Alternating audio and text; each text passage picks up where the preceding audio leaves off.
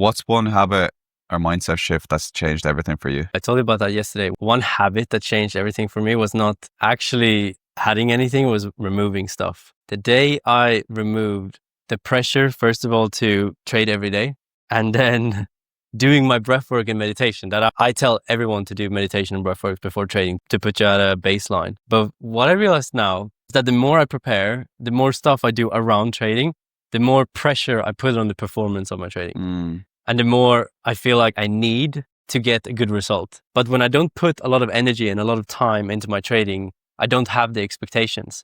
So I feel like I can take losses so much easier. Do you know what though?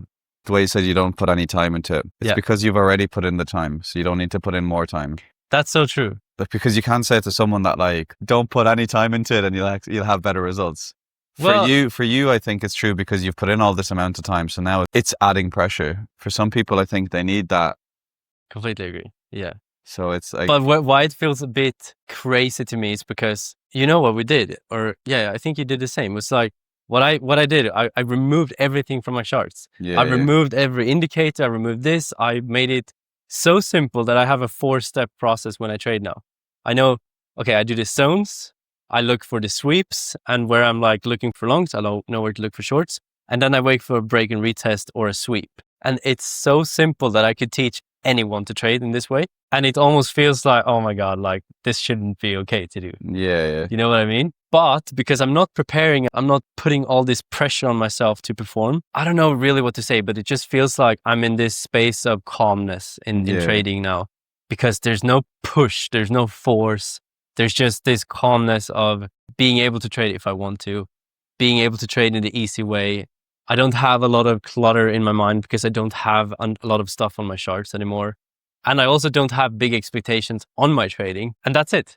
And I know I'm going to lose 4 times out of 10. So 2-3 losses in a row doesn't really make any difference. And I think that's one of the biggest things, was just decreasing the pressure of having to be so professional. Yeah. Less is more in this situation. Yeah, 100%. Or less stuff on your charts, because you don't need all that stuff.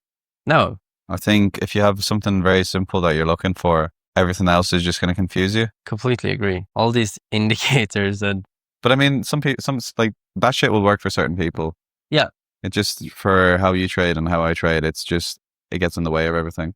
Yeah. But I just think that if you can strip down everything on your chart and learn from there, like don't start with indicators that everyone sells you. And start with a stripped chart. It's going to be so much easier to read a market, because you're going to have to learn to watch the market naked. Yeah. So you have to look at price action. You're forced to look at it like that. And I definitely wish I started like that instead, but I didn't. And I had to go through all these different things. The only thing I would say that's super helpful is still EMAs. I don't use them anymore, but they are good to keep you safe. That's the only thing I still use, just for like to measure if a move is overextended. Yeah. Or I'll use an ATR sometimes just to get an accurate stop loss on a very volatile day. But everything else is gone. Yeah, but even that, for example, the EMAs, you can see when a move has moved. Yeah, either like that, or you can do a measured move. You can literally look at your charts like, all right, this range has been extended double range. And then the same with ATR, it's like, okay, are the candles big? Yes. No, I get that, but it's just like, it just makes it a bit quicker. Yeah. I guess the candles are big. How big? I don't want to measure this candle. I just have a number. Yeah. So it's like, it's just less work for me in the moment, because, for example, if I'm looking at an entry, I don't want to measure candles. I want to just know how big my stop loss is going to be for that entry. Yeah, fair. Very fair. And then with overextensions, it's just, instead of measuring 2 zones, I'm just measuring the distance from my EMA to the move. So that's kind of the same then. It's just quicker. Like, I don't want to do, it's doing one thing instead of 2, just simplifying it. Yeah, but I guess that's where I'm trying to go to also. It's like, if you force yourself to learn in that way without those stuff, of course, you're going to learn how to do it even before it happens. Yeah. You're going to know, okay, if we push up here, then I know where the range is extended. We're already double the range if we go up here now.